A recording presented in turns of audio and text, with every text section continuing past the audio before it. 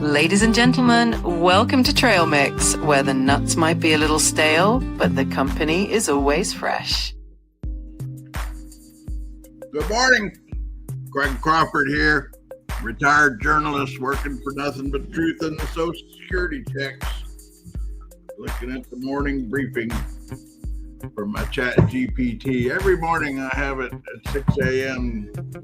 Give me a list of the top 10 most trending news, defined as the most searched, the most views on YouTube,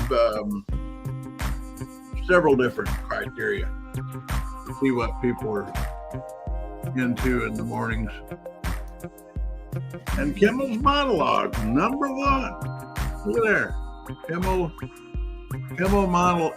monologue, 15 million plus views on his first monologue after getting suspended when he came back. What was that, Wednesday night? What is today? Today is Thursday? No, yeah, so Tuesday night. And it was a half-hour monologue. It was a little bit long, if you ask me. But it was all right. I mean, he threaded the needle. A friend of mine in the business gave it a B+. I mean, a B-, I think he said. But that's all right. And anyway, this is the number one trending story, according to my chat GPT friend. I call him Sam, my AI. Named him after the big boy. Sam Altman runs the place. Well, what he means by this, misinformation risk. The controversy around his suspension is fueling amplified narratives. I don't know what that means. Charlie Kirk is number two. So Kimmel's number one in trending this morning as of 6 a.m. in YouTube views and Google searches and other searches, and I forget what else criteria I use for this. Charlie Kirk's number two. The Charlie Kirk Memorial drew 12.5 million YouTube views. Back to that Kimmel number. That's half. What's so interesting about the world these days is Kimmel got 15. I actually have seen. Well, it says 15 million plus. I saw another number was closer to 16 million. But anyway, that's half. No, I mean that's double the number of viewers that he got on broadcast television. This is something going on, people, that I don't think is getting a whole lot of attention, but YouTube is taking over the world on television viewing, and this is an example. I mean, of course, one thing that happened was a whole bunch of stations didn't run Kimmel's monologues for whatever their ideological reasons are, and but anyway, he pulled a little over 6 million on, I think I will be generous, say almost 7 million on broadcast stations for his monologue, and twice that, close to 16 million on YouTube. I mean, let that sink in. I think that's a big deal. But anyway, I guess that raises the opportunity here to got a little video here from that. I guess maybe why not just go ahead and give him some more views on YouTube? We could do that. I'll look it up here on the thing. Oh, I need to go put this on community post that I've gone live. I put it on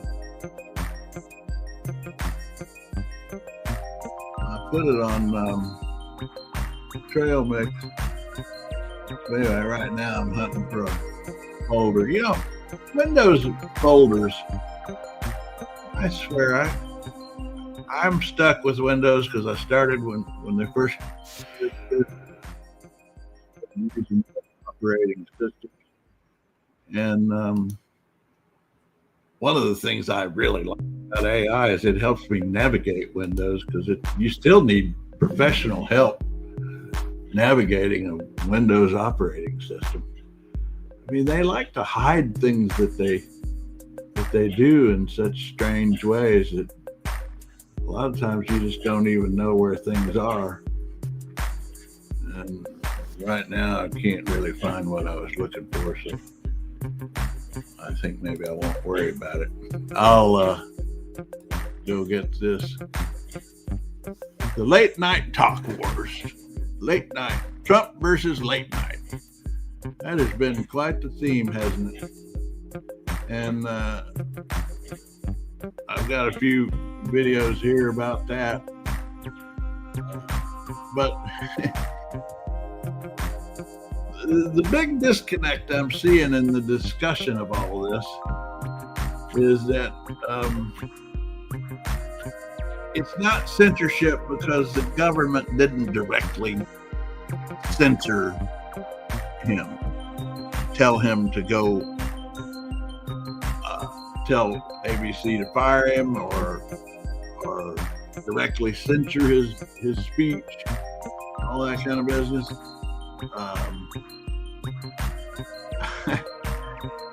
The difference is they're bullying companies to do it for them, and that's how the new censorship works. And we've seen examples in other countries about that. And it's not legal. That's not American. Through regulation or just about anything. And then those companies in turn do their bidding and get rid of people that they want off the air. Kind of simple, really. Not complicated. So let's take a look here at a little bit of Kimmel's monologue, his first one back after suspension, and a few of the thoughts that I had about it. Whatever I've got to say is a big deal in the grand scheme of things, but here are my 2 cents. Not even worth 2 cents because I don't get paid for any of this. It's not legal. That's not American. That is un-American, and it is so dangerous.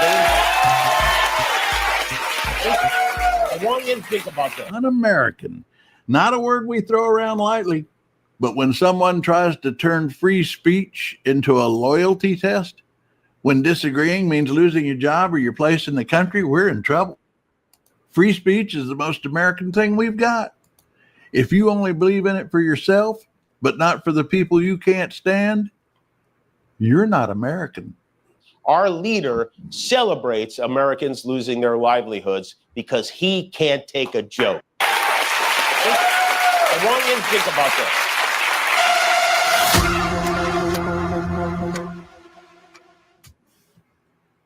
Here's how we know Kimmel's firing wasn't just about his offending words.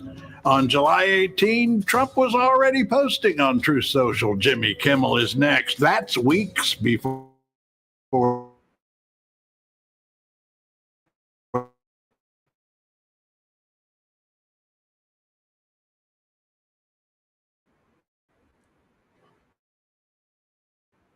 the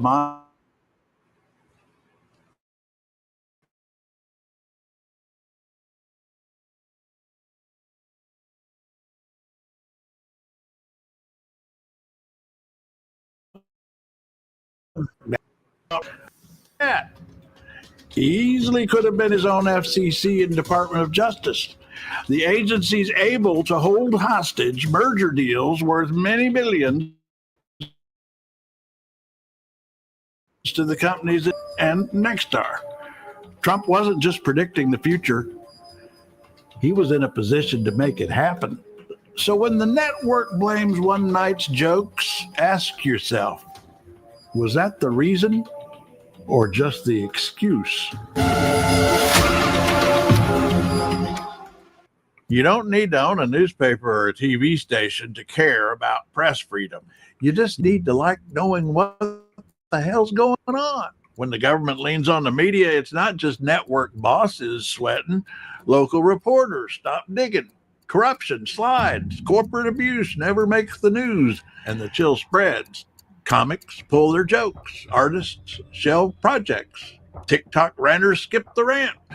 Power loves a quiet room. And what's left? Safer headlines. State-friendly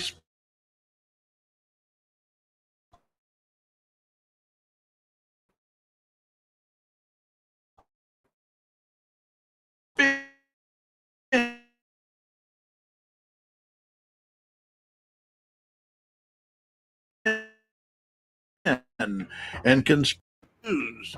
Share real reporting and keep asking the questions they hate most. Why are they so scared of questions?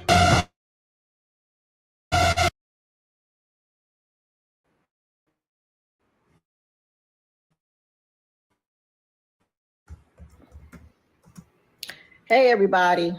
So I'm in a full face of makeup because I was supposed to go over and have a chat with my friend Jimmy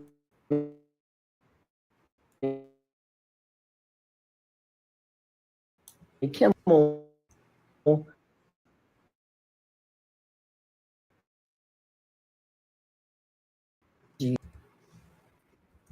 has been pulled indefinitely, abruptly, because of complaints from the Trump administration. So let's see. He didn't end the Ukraine war or solve Gaza within his first week, but he did end freedom of speech within his first year. Hey, for those of you who pray, now's the time to do it. Love you, Jimmy. Woke up this morning thinking about Jeffrey Epstein and Stephen Colbert. It wasn't a nightmare, just the news. Now the president's suing the Wall Street Journal. Not to win, just to send a message. See, when the person filing lawsuits also runs agencies like the FCC, you're not just playing games. You're flexing government muscle. That's the move. Hit the media with nuisance suits. Remind them who controls the rules and watch what stories stop getting told. It's not about damages, not about the money he gets from the lawsuits. It's about silencing critics. It's about firing Stephen Colbert. It's about burying Epstein headlines. We're in uncharted water, folks. And I checked this morning. No oar, no compass, and the captain suing the map.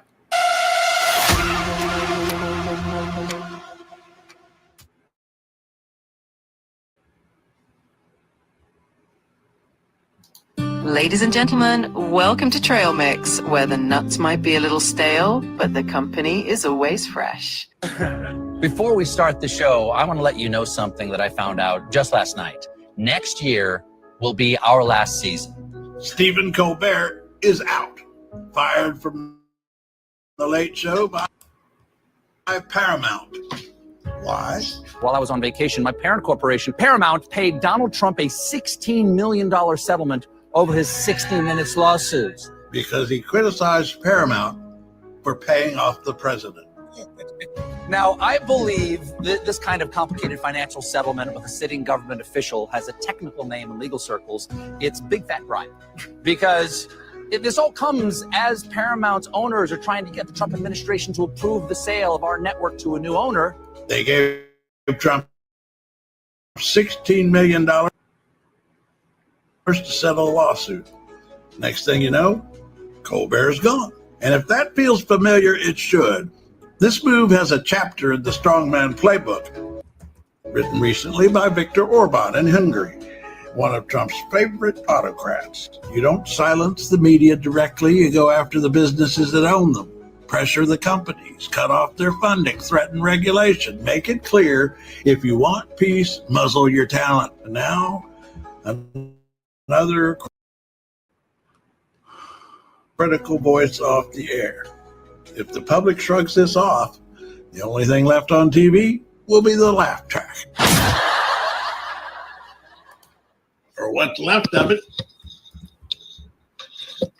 Now, before you say, oh, Craig, you're just bad, they canceled the guy who dunks on Trump.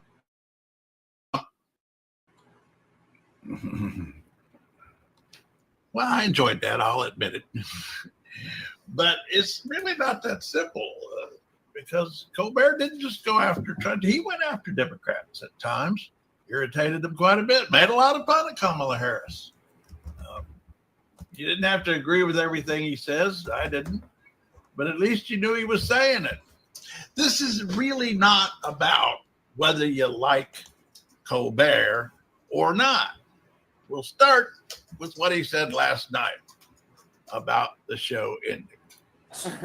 Before we start the show, I want to let you know something that I found out just last night. Next year will be our last season. The network will be ending The Late Show in May. And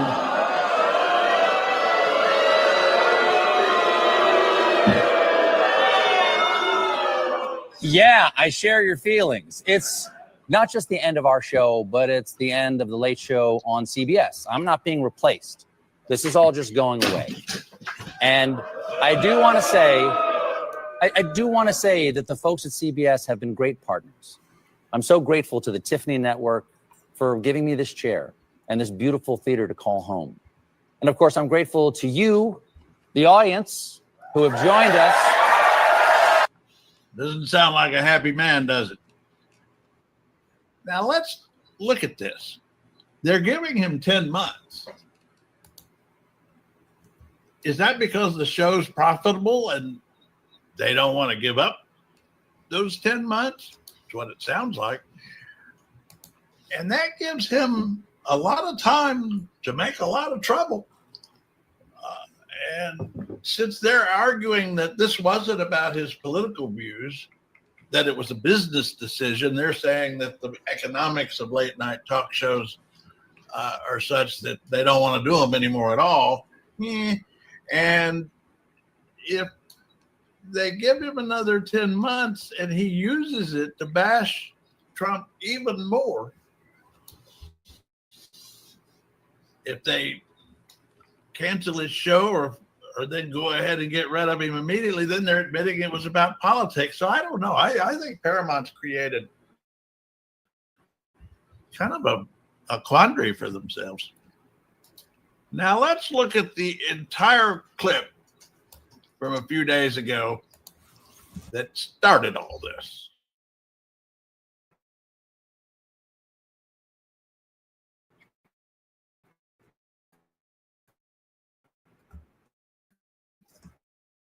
That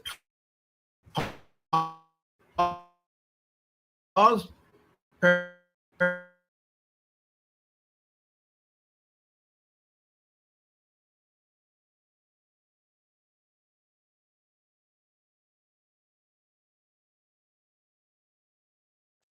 my trust in this company. But just taking a stab at it, I'd say $16 million would help. Now, I watched this live, and at this point, I thought,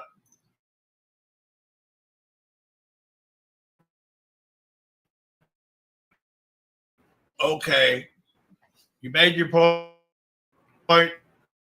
You got it on the record about the safe thing to do. But Colbert went further. This settlement. This settlement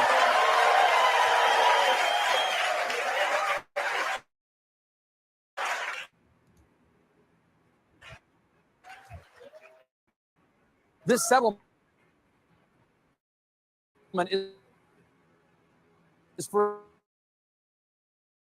Paramount knows they could have easily fought it because, in their own words, the lawsuit was completely without merit.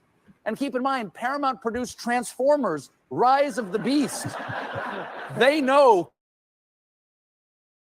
completely without merit. And now that was a hit on Paramount for sure, but that was fair game. And I can't imagine them firing the man over something like that. But here we go. We're not done. Now, unlike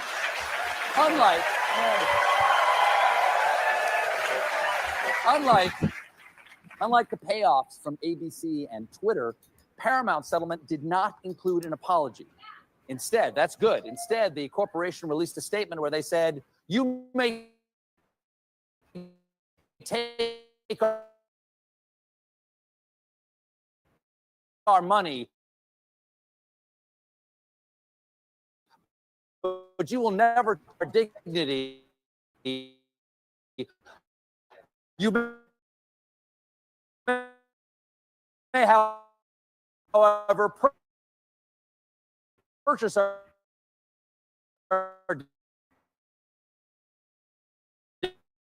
dignity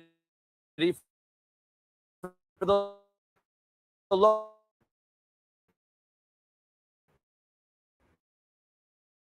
price." What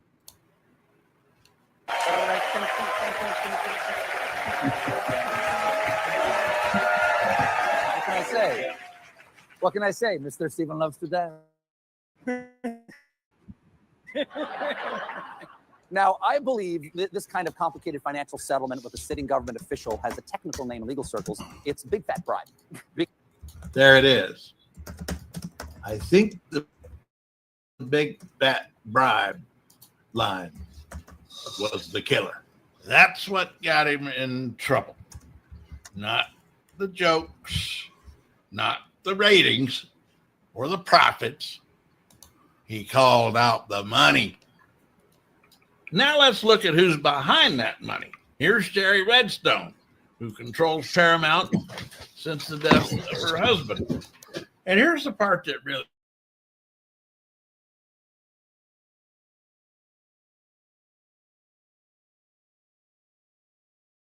now, this little deal she made with Trump to settle his lawsuit and get rid of Colbert, they've already said they'd be looking into that as a violation of federal bribery statutes.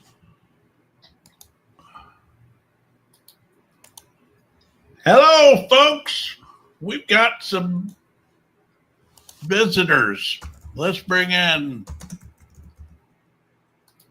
our trail mix DJ. There's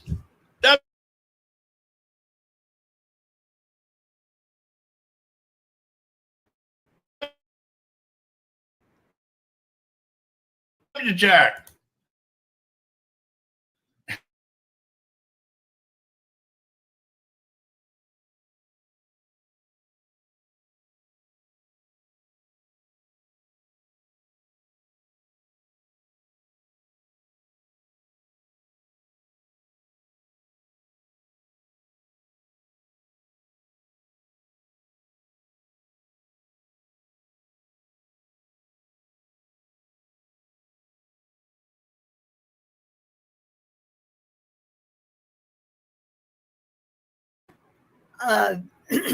More into bribery and Paramount. I just put up on the site that I would have to wean myself off of Paramount. You were saying, I think yesterday or day before yesterday, that you have Paramount streaming, right? Yes, I do. Yeah. I have Paramount Plus, but they've been slowly getting rid of the shows that I follow. And of the ones that are left, I'm not picking up any of their new spin-off.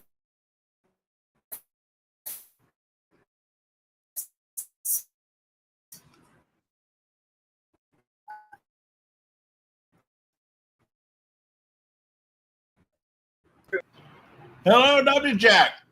Hey, How you well, doing? my opinion on Paramount is there is so much bad streaming TV out there that you don't have to watch Paramount.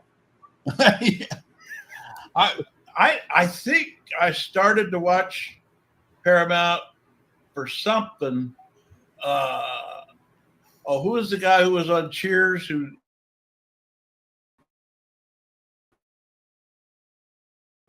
then had his own spinoff.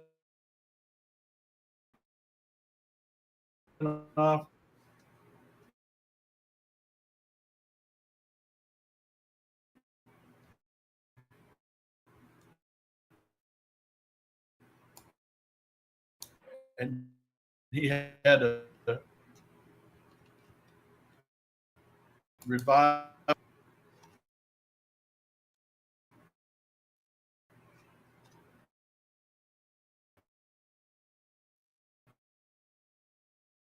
The dramas, NCIS, and the whole 1923, 1883, 1923, and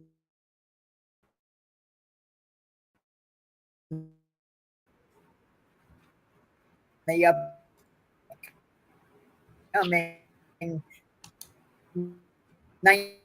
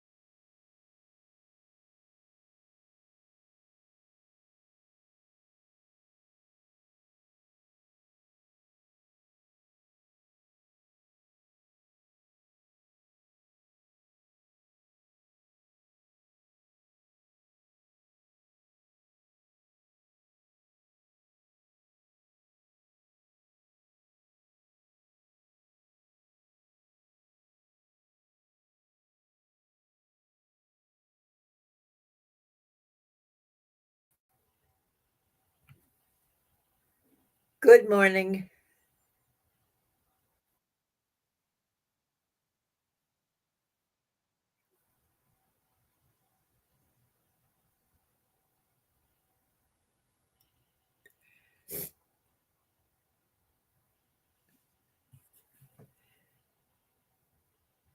I can't hear you.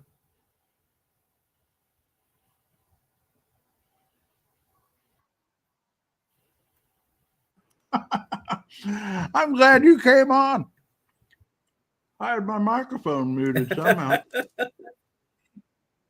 I've been chatting away here. Anyway, I'd put up on Trail Mix.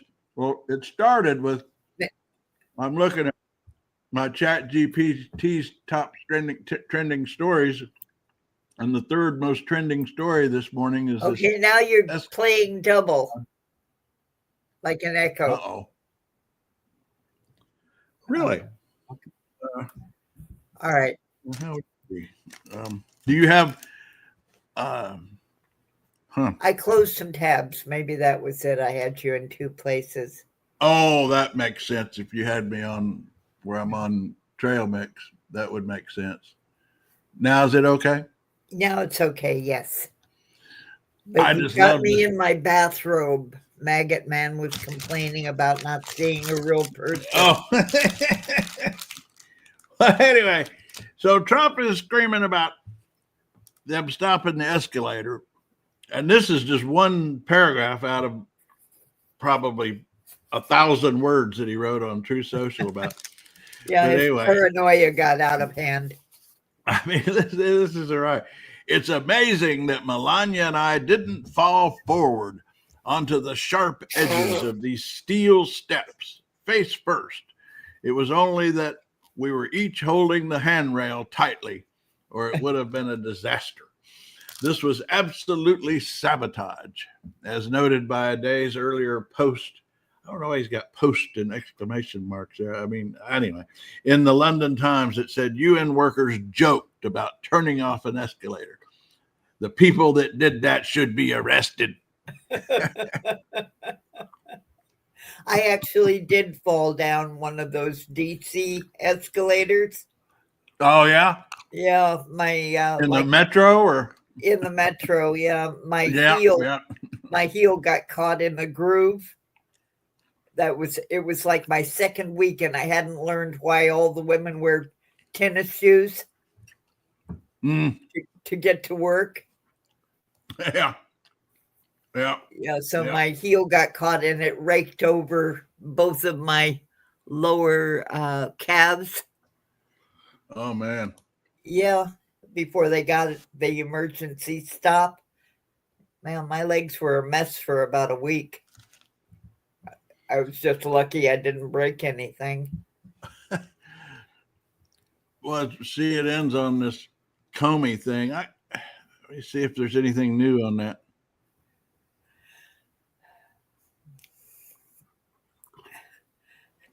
Yeah, Comey has both the Republicans and the Democrats mad at him, and it's still a bad case.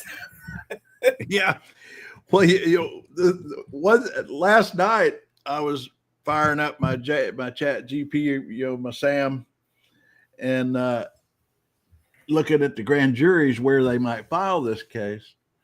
And there are a couple of options they're talking about in Virginia, either Alexandria or Richmond. Alexandria would make the most sense because you have to bring a case in the locale where the crime supposedly occurred. And the lies that they claim that they would prosecute for perjury was when he testified to Congress, but it was during COVID and he did it remotely from his home, which is in Alexandria. So that would be the most logical place. But we looked up the numbers. I mean, I knew this, but it's even more than I thought. I mean, Alexandria is about as blue Democrat as you can get as far as a jury pool for grand juries. And and they only have until next Tuesday to get it filed. Yeah. But to your point, the thing that occurred to me is that might not necessarily hurt their plans so much because Democrats, and I think a lot of these are Hillary Democrats, Democrats in Northern Virginia hate Comey as much as Trump does.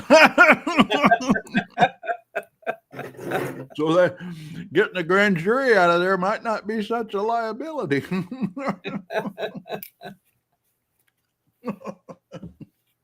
I think what he's going to do is let it go to running out of time. And so the case doesn't get filed, but he can go on bitching about it for 2 more years. Yeah. So he doesn't actually get defeated. Yeah. Because I mean, you know, Carolyn just went for her run, and she's taking her shower and having her breakfast, and might join us. You're going to have us showing up from bathrooms. Yeah. I'm trying to. I'm trying. Yeah. Now the thing is, I'm trying to figure out the time. You know, when's the best time for people and so on. I've tried all different times. Now the trouble is, it's what 5:18 in the morning where you are. Right. But you know, I've been up for an hour. But like I said, you get me in my bathrobe. Yeah. Well, I put my Colorado Bob hat on to cover my bed hair. You remember these? This is from his Tornado Art Gallery, right, in Lubbock, Texas. Now defunct, I'm sorry to report. I went to look and got curious not too long ago to see what and it's no longer in existence, the Tornado Art Gallery. I think he actually kept them alive for quite a while. Yeah, I think so. But this is where I start my mornings at 6 o'clock. I have my Chat GPT send me the top stories, trending stories. We set up a criteria for the most searched on search engines, the biggest, narrowing it to news and politics, not just anything. And the most views on YouTube and what the number 1 and 2 were interesting this morning is the most trending topic on the internet was Kimmel's monologue. The second is the Charlie Kirk Memorial. But those numbers on Kimmel's monologue on YouTube, it's actually now almost 16 million views he got. That's twice the number of views on YouTube that he got on the broadcast, the network broadcast of the show. That's pretty amazing. Well, that's in line with, be careful what you complain about. It may make it more famous. Yeah, because he averages about 2 million or a little under 2 million views on broadcast. I don't know about YouTube, but it's also an industry story. It's something that I see that is really not getting a lot of coverage. Is YouTube is taking over television viewership to an extent that is just not really getting much attention. I mean, here you got this monologue. I mean, I think some of it's driven by those affiliates that didn't air his show on broadcast, I guess. But when you got something that literally got twice as many views on YouTube as it did on broadcast television, that tells you something. Well, I think that's because streaming is really expensive, and broadcast TV, you have to be there when it's being shown or recorded. YouTube just makes it all possible. You can watch it when you want to, and nobody pays for it except for the ads. So it's kind of the best of both worlds. So if they're actually putting the show on YouTube, that might be the answer for MSNBC. Just go, okay, we're on YouTube now. Watch us there. Yeah, I mean, and to that point, I actually saw a press release. Well, actually, I saw it right here on this feed that we're looking at. A little further down. I thought, yeah, right here. This was I thought this was interesting. Fox put out this press release bragging about their views on YouTube. I mean, going to your point, I mean, it's like that's where these channels are headed. You know, is they've got their own outlets on YouTube, and now Fox is actually. What's interesting to me about this is the kind of press release that they used to put out. They probably still do, but they used to put out Nielsen ratings, you know, which was regular. And I think Nielsen is becoming kind of obsolete because now what Fox News is wanting to brag about is their YouTube views. That's more viewers than regular broadcast news. Again, with Nielsen, it's because it's time dependent and YouTube is not. Right. Yeah. Yeah. But, and of course, all of the shows now, you can get them in podcast form. So you don't have the visuals, but you can get that on any music service like Spotify or Amazon. TuneIn Radio, you can get, again, audio, no visuals, but you can get it there. So there's so many more ways to consume these shows that everything's getting really splintered. And YouTube is all in one place. You can just kind of skip all over. I have figured out, I actually tried to do a little rough math. I think I watch about 60% of my television on YouTube now. And not because I plan to. It just, I mean, one thing I love about their algorithm is it pays attention to what I watch, and then I'll just open it up and it'll say, here's, you know, and I'll go through the recommended list, and the first 4 or 5 shows or videos they recommend, I'm actually very interested in, and so I watch them, you know. And it's one day I just said, okay, I just play everything you recommend, and I sat there and watched TV for an hour or two, and I never switched the channel or made a choice of my own. I mean, they were so good at knowing what I like, I didn't need to be involved. I just watched. Have you noticed when you sign in that there is that little element that says you? And if you press on it, it shows everything that you have saved or, all right, you know, playlist you formed. And yeah. I use that all the time for some of my Blue Sky music contests. Oh yeah. Yeah, so this Trump triple sabotage, because he's also saying they sabotaged him by breaking the teleprompter.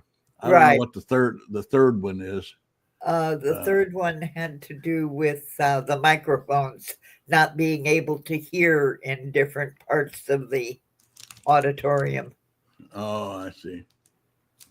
It's just it's a term I haven't heard for a long time, but in the earlier days of social media, there was this term for people who would be martyrs, who make themselves martyrs. You know, you offended me, and they called it butt hurt. You remember that? Yeah. Butt hurt. That phrase went away, but it's like the meaning of it was, you know, people who just want to play the martyr and everything's an offensive and a personal insult to them, and they tend to be the ones who insult others the most. But That's Trump is when I was reading that this morning, his post on Truth Social about all this, which went on for just paragraphs and paragraphs. I thought about that term, butt hurt. he's a classic butt hurt. That's true. I wonder. What's this about retiring the trending tab? Oh, that's the thing that YouTube's doing. That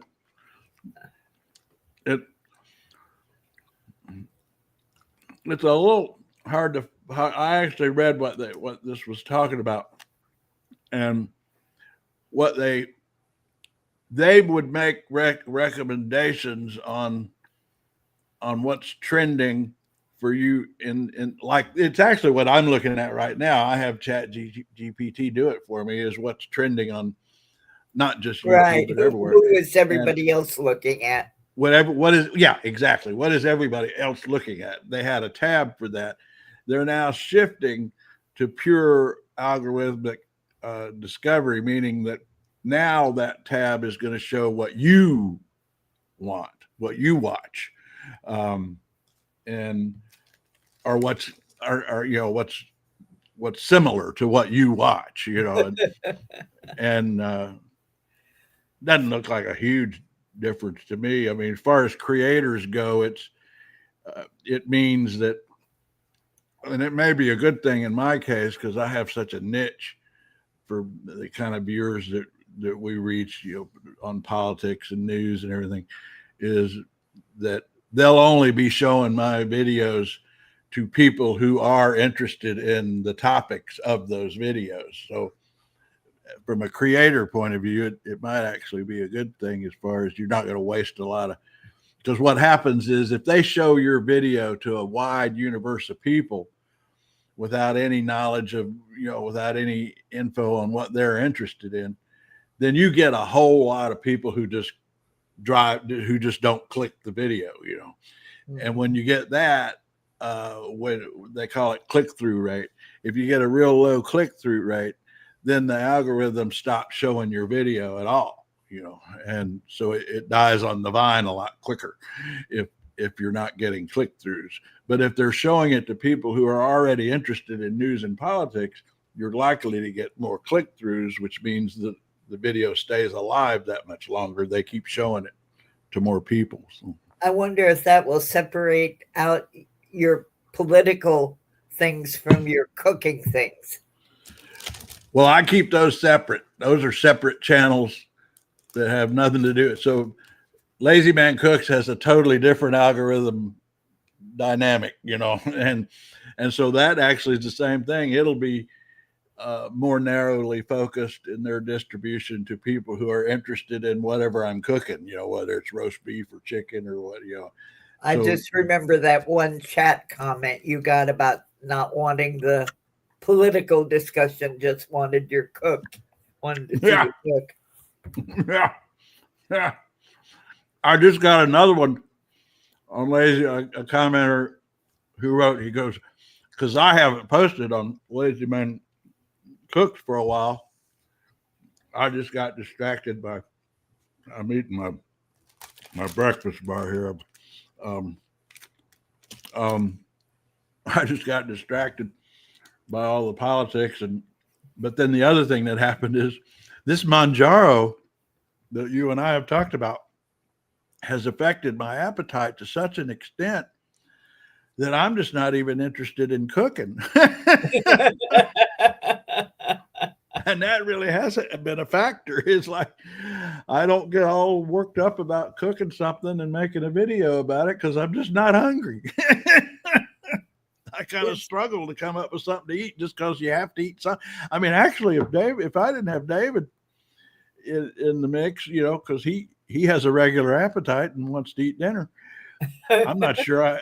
I think I'd just be having peanut butter and jelly sandwiches for dinner or something.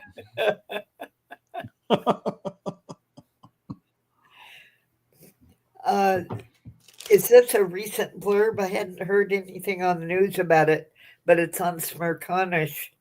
U.S. fighter jets intercepting Russian war planes over Alaska. Uh-oh.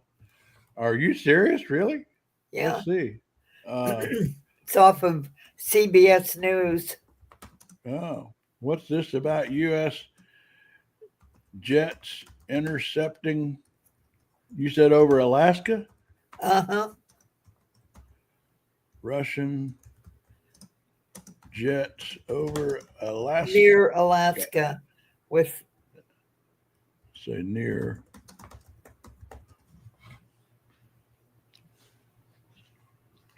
So he's looking.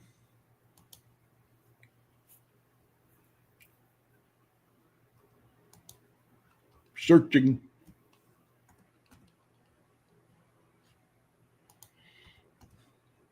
It's taking a little. Doesn't usually take this long, which it's like it spoiled me. I mean, usually it gets these answers in 4 seconds, but yeah, it's off of CBS News, and it says U.S. fighter jets were scrambled Wednesday to identify and intercept 4 Russian warplanes flying near Alaska. oh yeah, here it is. So yeah, they're quoting. CBS must have broke it because Chat GPT here is its top first 3 items here all cite CBS News. Yeah, and it says NORAD said 2 Russian Tu-95 bombers. Long range bombers. Wow. Uh-huh. And 2 fighter jets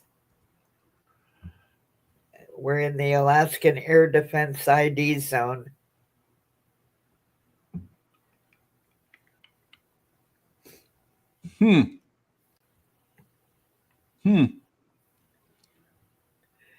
NORAD said activity in the ADIZ is common and not considered a threat, but it was the latest in a series of flights by Russian aircraft seen by many as testing preparedness. In other words, it's sort of like nudging. Yeah, here's the CBS story.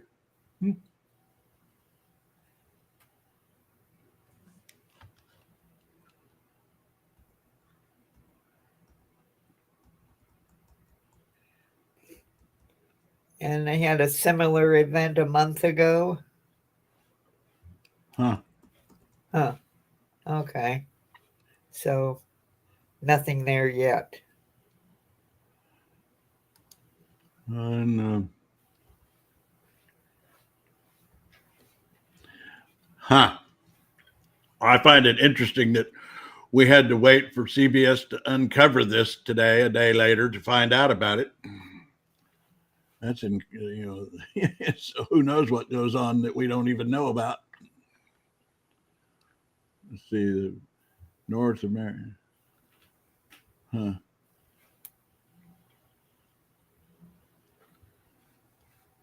So they're flying near Alaska. I can't tell. Did they actually enter U.S. airspace or just get near? No, they were in the zone that is runs in the area next to Canada and the U.S. So it's like a middle area between Russia and it's considered international. It's just they keep an eye on it that it doesn't cross, that they don't cross out of it. Like I said, it's sort of nudging. Well, look at that. Look at that plane. Does it have propellers? Looks like it has propellers.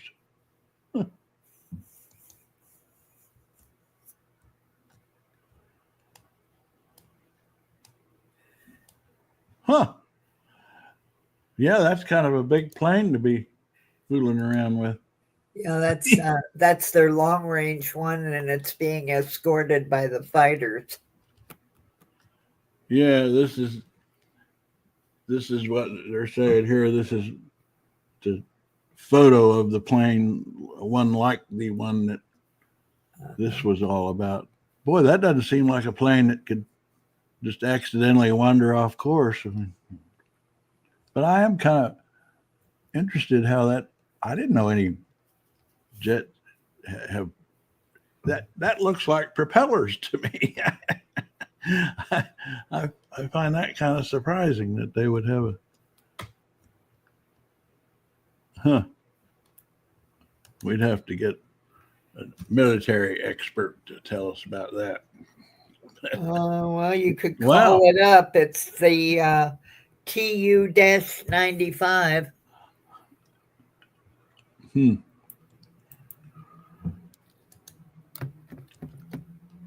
See if CNN's on this. It's a 4-engine turboprop. Turbo. It is turbo. Ah, Uh-huh. that's interesting. I didn't know that sort of thing existed.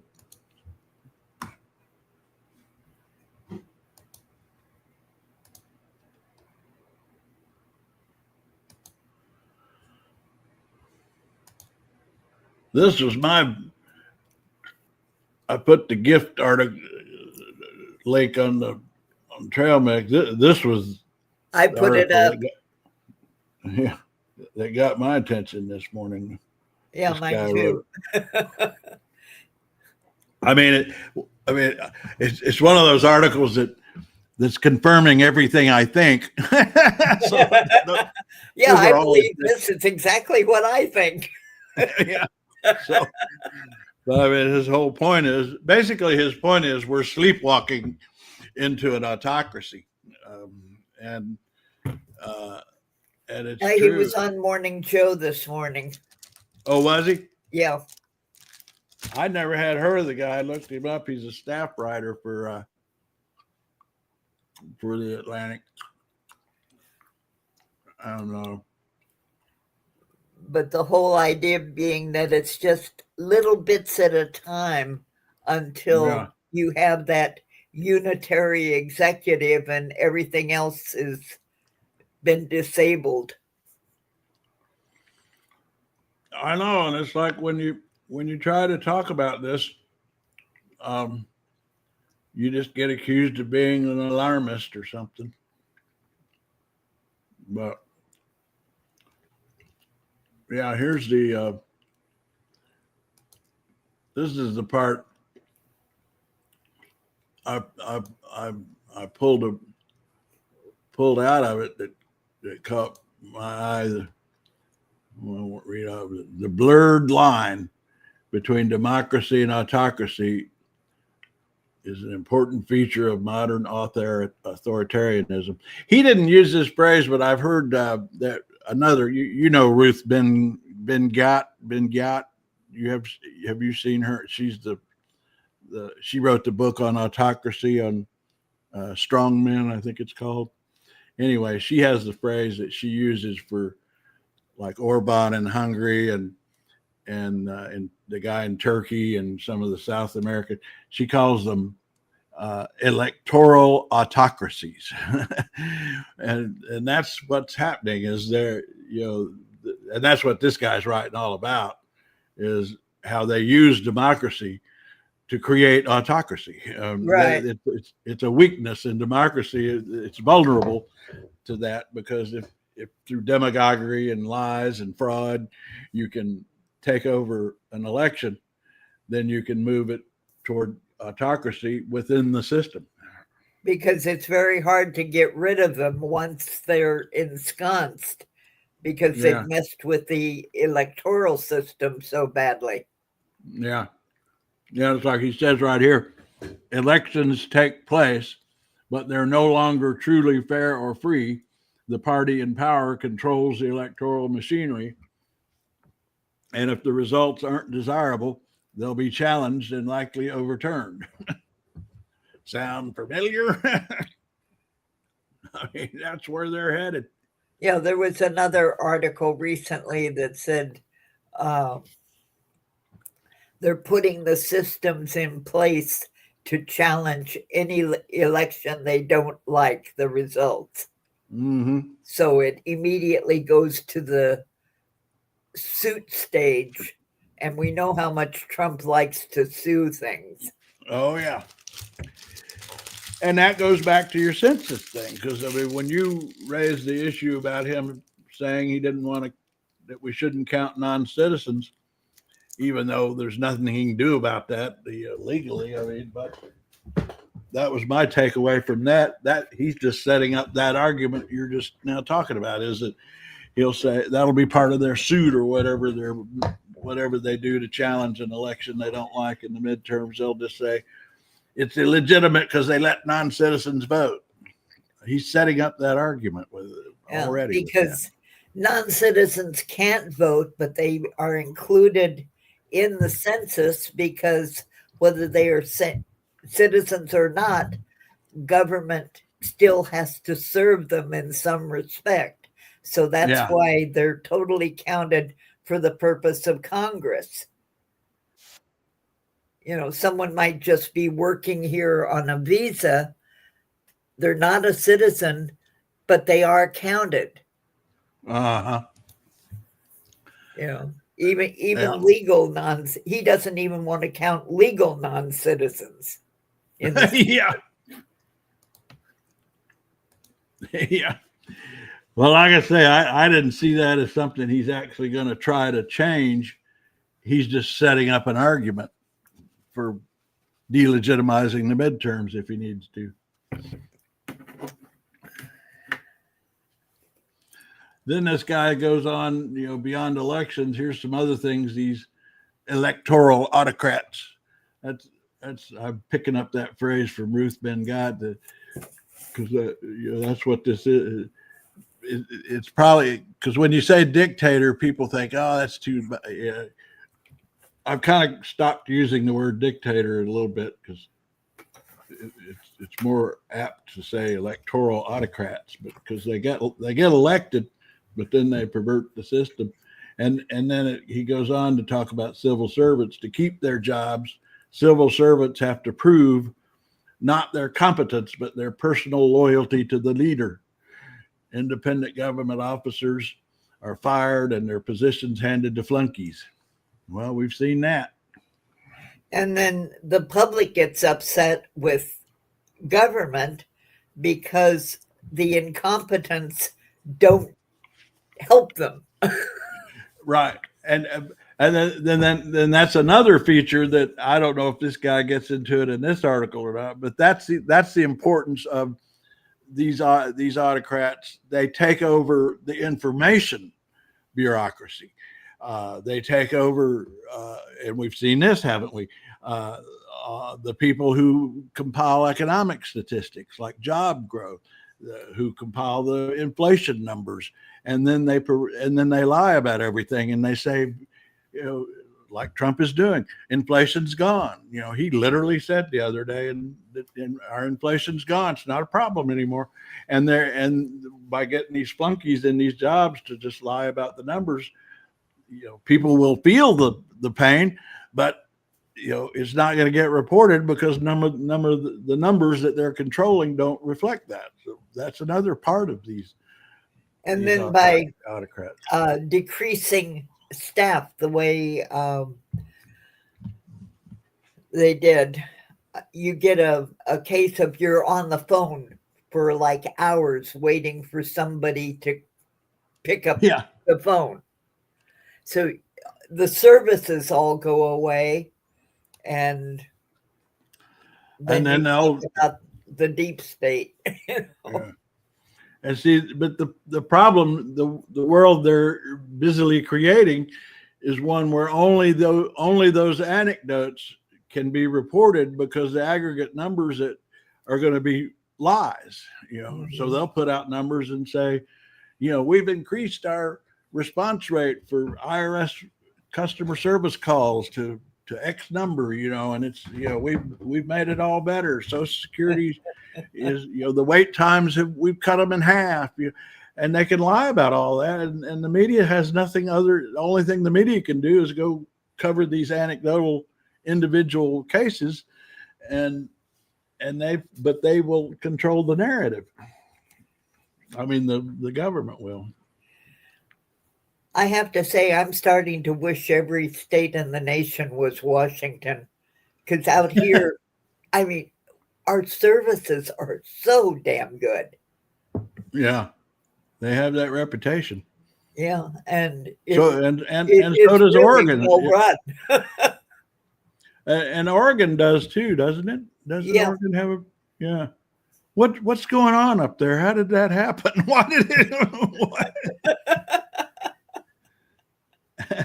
Why did that little corner of the country get so efficient? It's been solidly blue for ages, and the taxes are high, but they service the majority of the people. And it's my old phrase about bubble up works. The guys at the top are still getting rich, Yeah, but the guys at the bottom are getting served. yeah, yeah. You know, the healthcare services are wonderful. We have emergency services easily available, separate from hospital services. The transportation is great. Huh.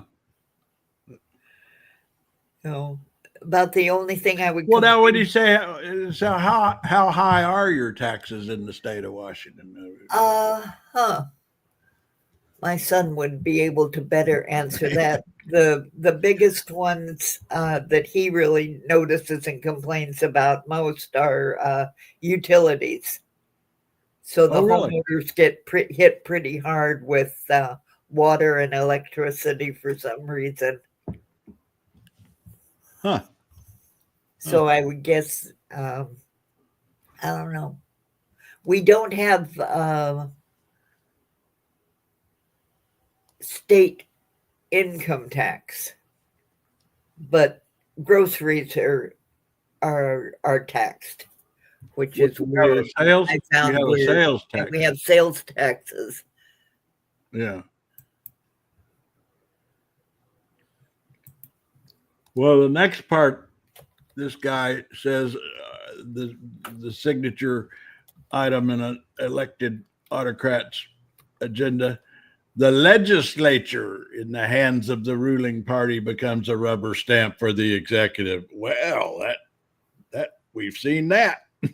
We certainly have seen that. Okay, your little AI pulled up. Washington does not impose a personal or corporate income tax.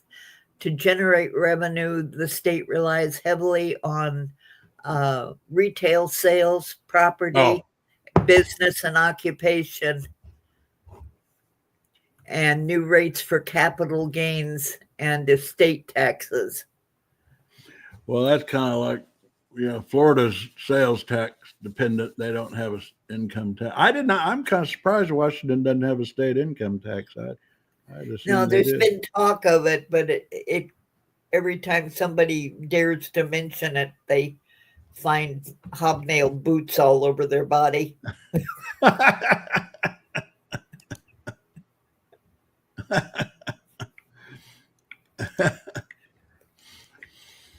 Because Oregon does have an income tax, but they don't have a sales tax on some of the things we do, which makes it really kind of funny because there's a bridge between Portland, Oregon, and Vancouver, Washington. So a lot of people who work in Portland live in Vancouver. Oh, really? Huh.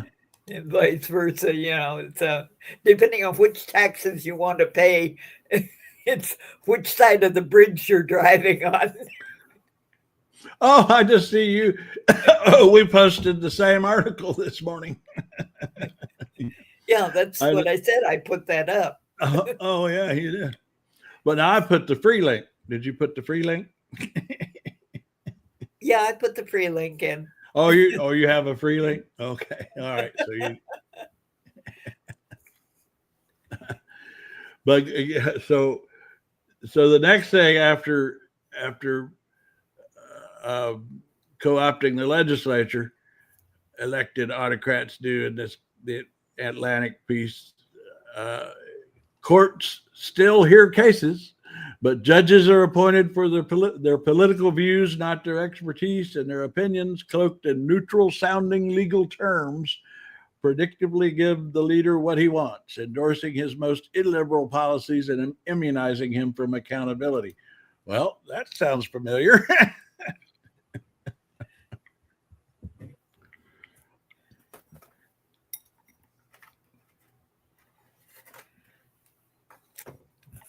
I don't know if people will wake up to this in time or not. Really don't know.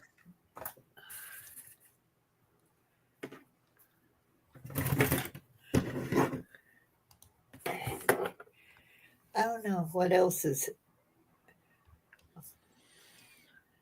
Well, let's see. I hadn't finished go back to the list I was working on before we got there. Oh, what's happening here? I think we about got through. Oh. Yeah, more YouTube. Well, the Comey story is not a story yet because they haven't done it, but I guess that's going to be a big talker if they actually do prosecute him. I don't think they can do it as soon as today, though. I saw some stories saying they might, but I don't know if it's not clear whether they've got a grand jury convened or not because they just got that new. I know the thing US that's bothering me with our tacky, ignorant POTUS lately. The line of portraits of the presidents down the walkway. Oh, yeah, I saw that. Yeah. The thing with the auto pin for Biden is kind of funny. Yeah. Well, let's see. Except that he has to put them in those tacky gold frames, and he has to ruin that beautiful corridor leading up to the West Wing. I mean, the man has no taste. None. Yeah, here it is. Yeah. There it is. I mean, look at those frames. But now everybody else is in gold, and Biden gets the simple black. I was going to say, I just now noticed that. I just now noticed that he has a different frame. But he put all of the presidents in those icky gold frames, except for the one of Biden. That is funny. Well, the auto pin thing, what that brought to my mind is, and I thought about this when that first came out, with the birthday card that he signed to Epstein that came out, and then he claimed that wasn't his signature. And I thought, oh, well, then I guess his argument is he used an auto pen. That was an auto pen that signed the letter to Epstein. Yeah, he needs to find out which aide did that. Oh, there is this. Oh, I just got another view of the whole line of presidents down that corridor. Oh, yeah. It really is hideous.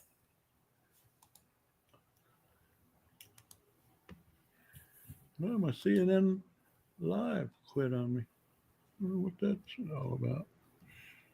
Yeah, if you go on USA Today, they have like a film of it.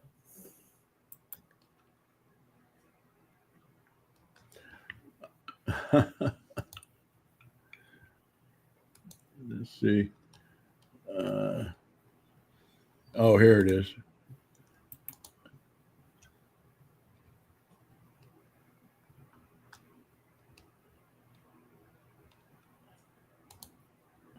Yeah.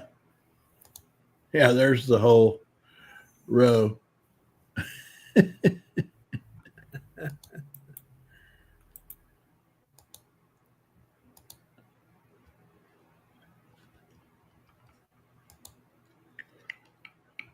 I mean, God, it's just, he just is, he's not, his interior design sensibilities are, they don't include less is more. He doesn't come from the less is more school of interior design. Overstuffed and overfurnished. That's his style.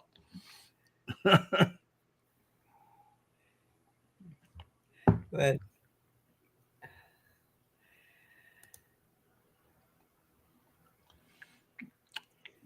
You see, it ends into the. but it's also his natural tendency is to destroy rather than create.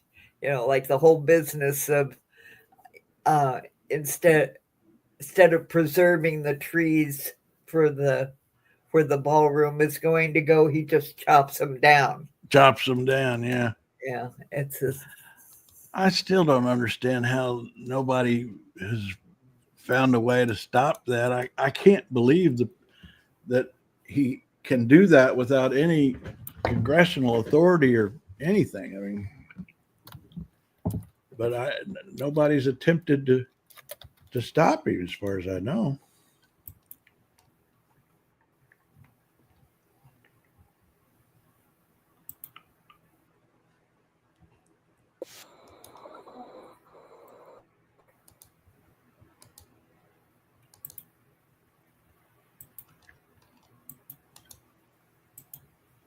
Oh, there's another angle on that. Let's see.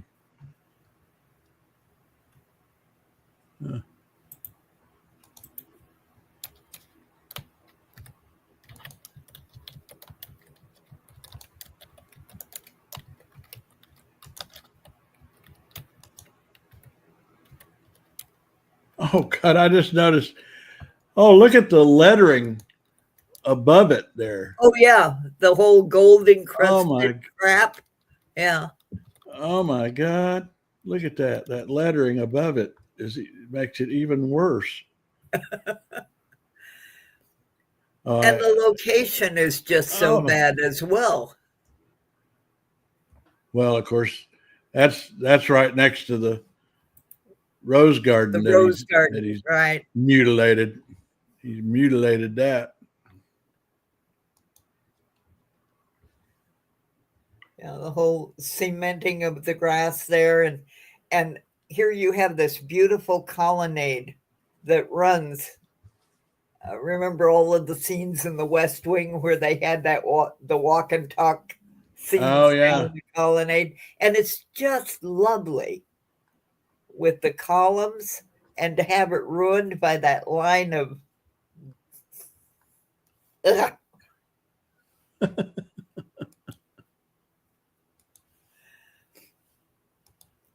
Well, that was when The Apprentice first came on, was when I started hating Trump.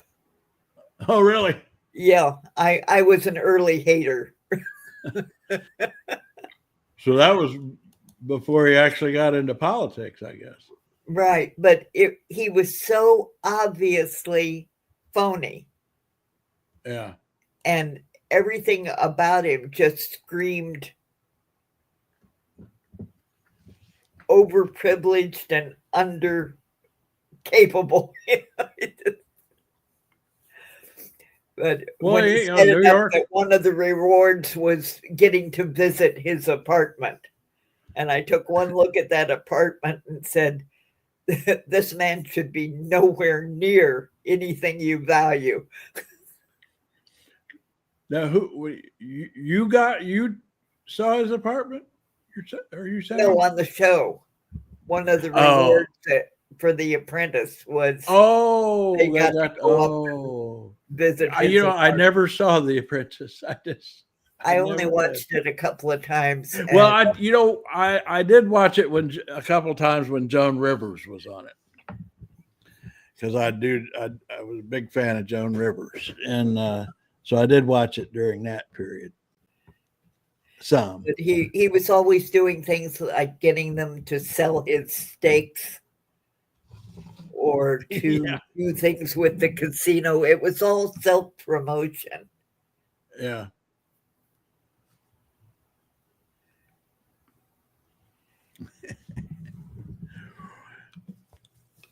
Well, I think we're too early for Jack. Jack's not up yet.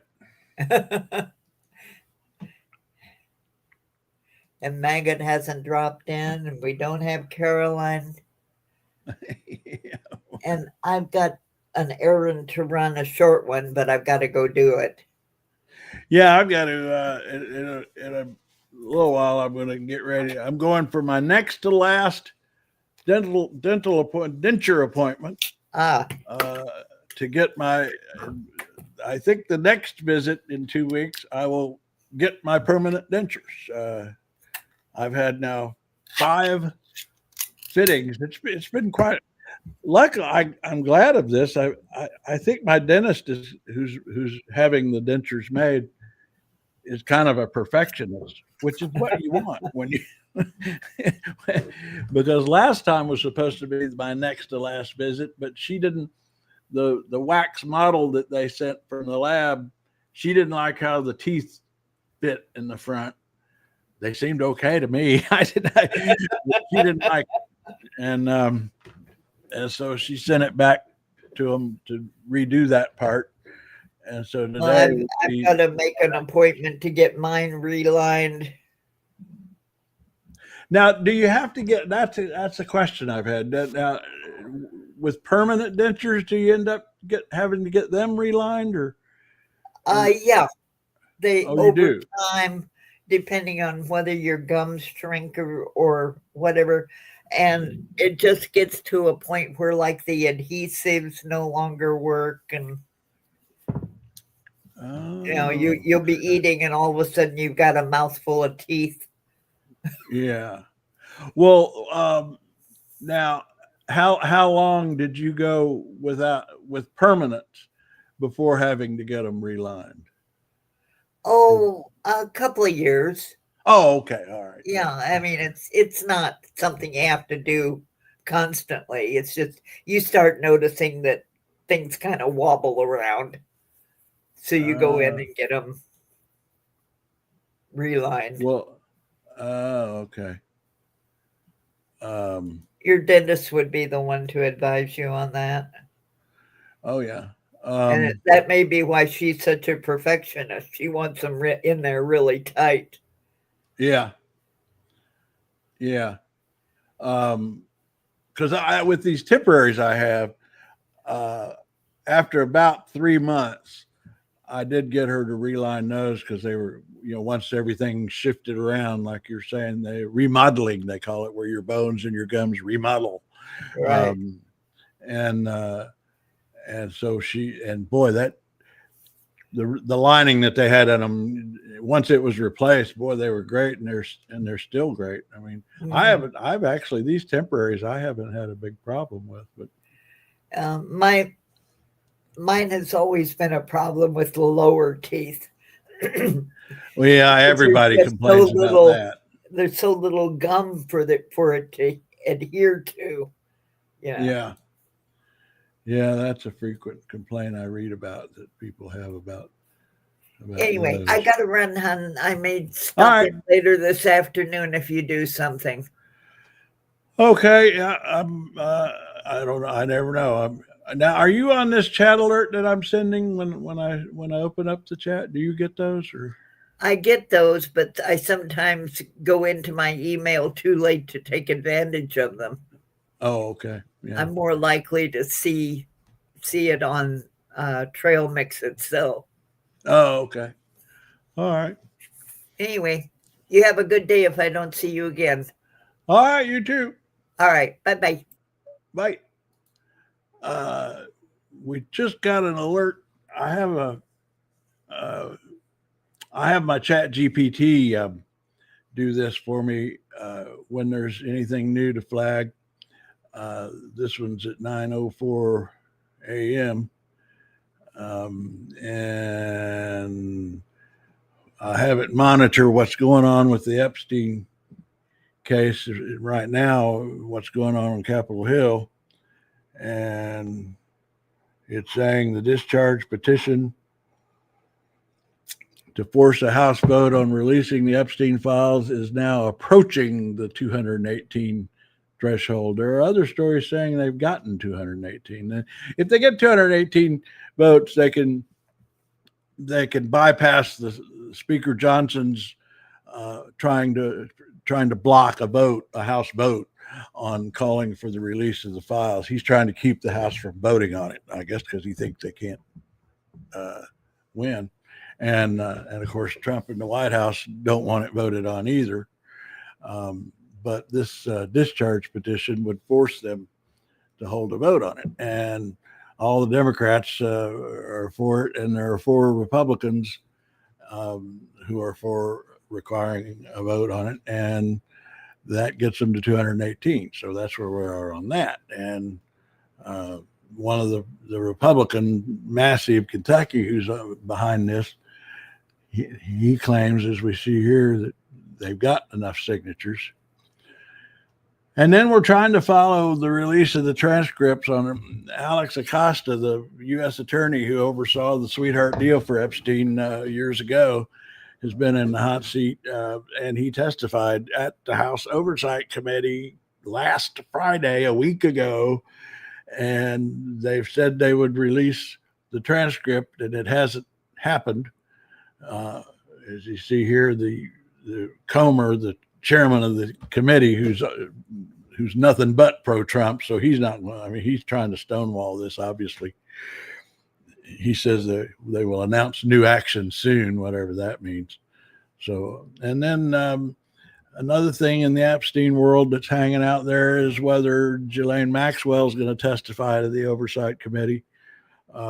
She requested immunity in exchange for her testimony, and they've rejected that. So we kind of don't know where that stands. We might get back into that with Carolyn if she gets done with her morning run. Our former federal prosecutor cousin, who fills us in on the ins and outs of federal prosecutions, and in this case in particular. So anyway, ChatGPT is going to keep monitoring that and let us know when the discharge petition officially hits its signature requirement. When there's a confirmed date for Maxwell's testimony, that'll be a big story, although they'll probably do the same thing, do it behind closed doors, and then take a week or more to release the transcript until we've forgotten about it. And then same thing we're waiting on with Alex Acosta, the U.S. attorney who oversaw the sweetheart deal for Epstein. He testified a week ago. We still haven't seen the transcript.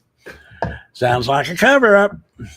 Can we say cover-up? On that score, I think I'll take us back to some of our recent Epstein videos, and in particular, our discussion recently with Blue in Dallas, who brought us the news yesterday that things were changing on that front, and that they actually did have.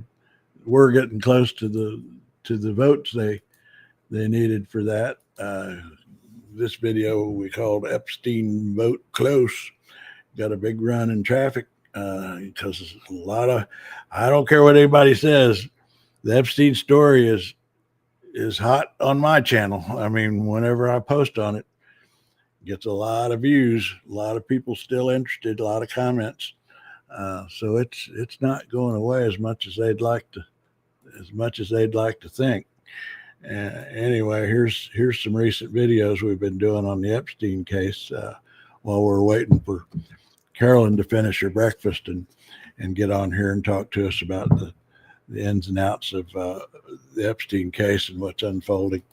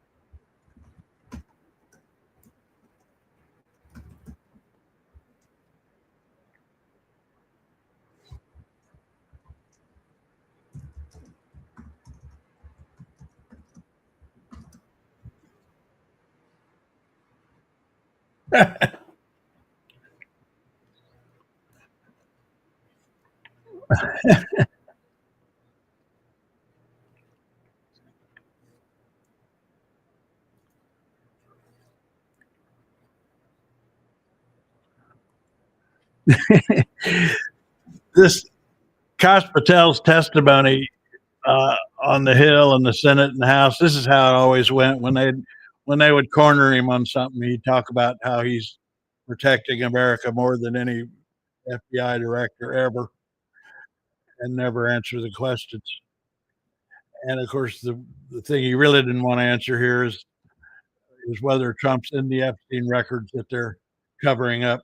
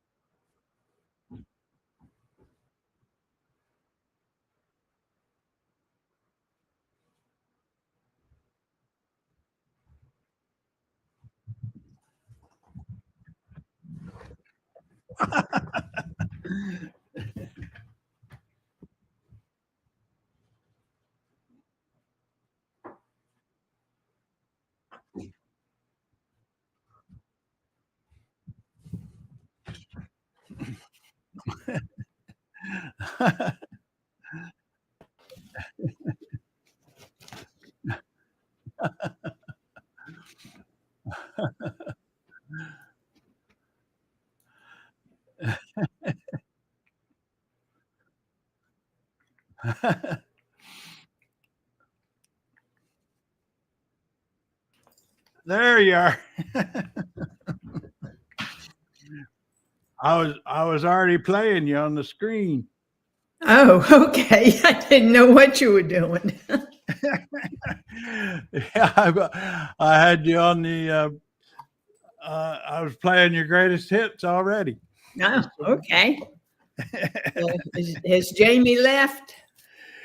Yeah, she had to go do some errands, and Whiskey Jack hadn't gotten up yet, and we had Pogo and Sturge, and you missed Maggot Man. Maggot Man is. Oh, he was back. Yeah, he's been coming back, and we, Jamie and I think we're about to tame him. Really? But I don't know.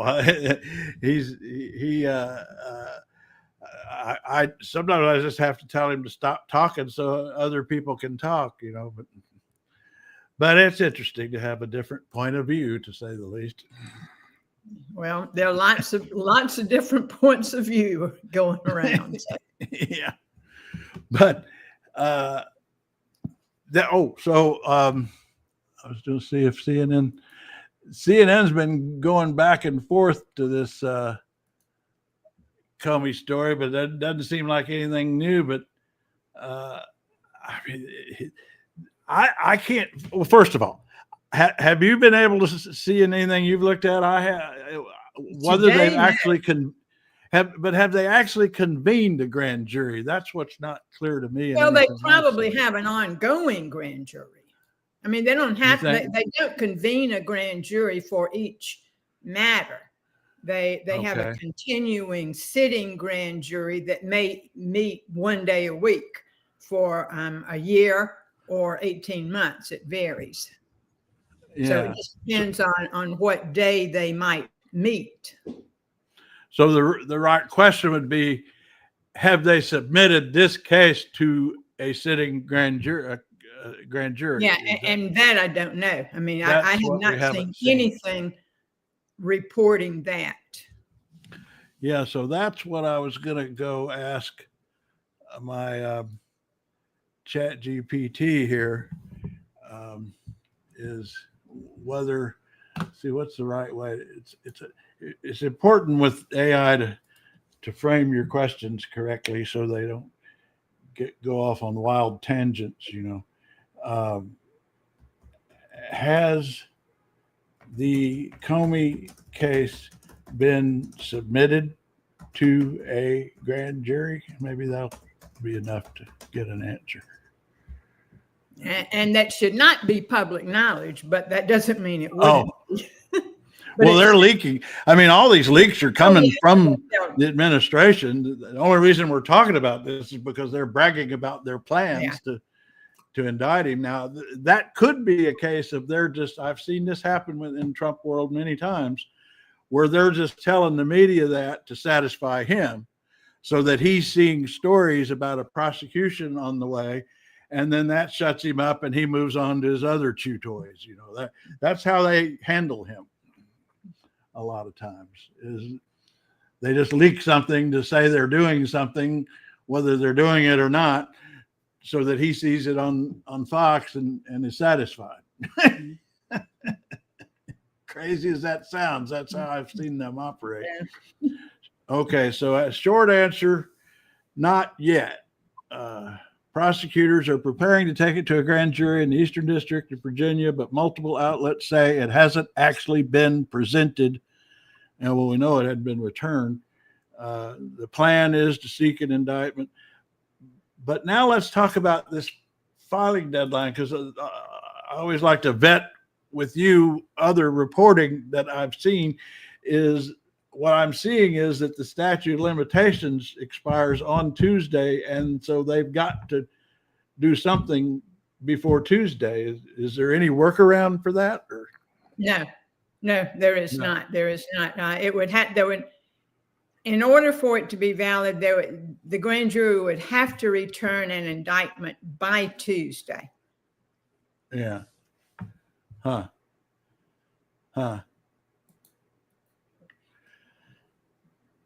So if they have not actually presented it to a grand jury yet, I don't see it's almost physically not possible to get this done by Tuesday.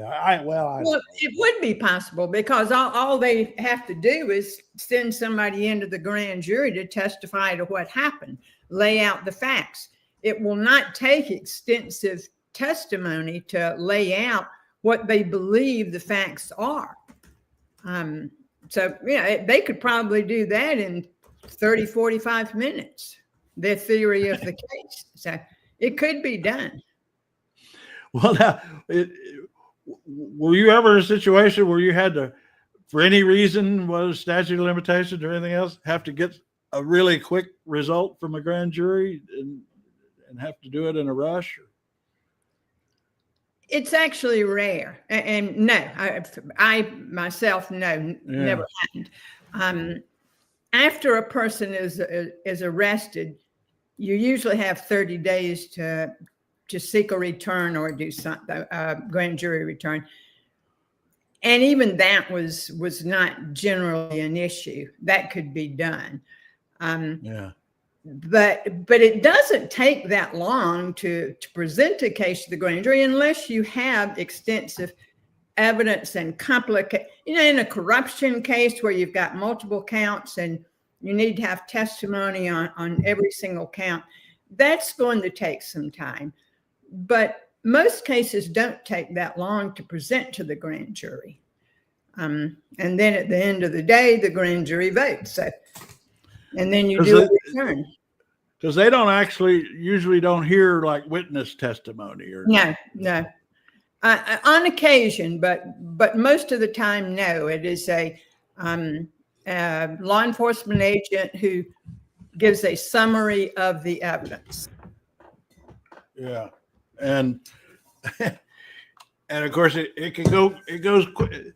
Grand jury sessions go quickly because there's no defense attorneys there to slow things down.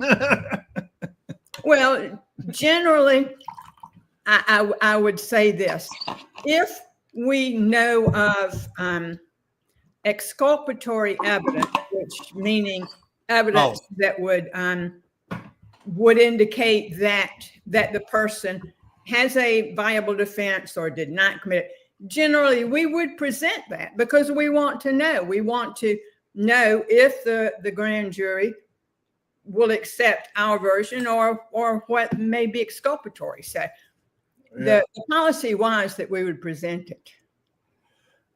That's what responsible and professional prosecutors do. Well, that's correct. but really, I mean, you want to know how the grand jury is going to respond to it because the trial jury probably would also. So save yourself some time. So and it's fair.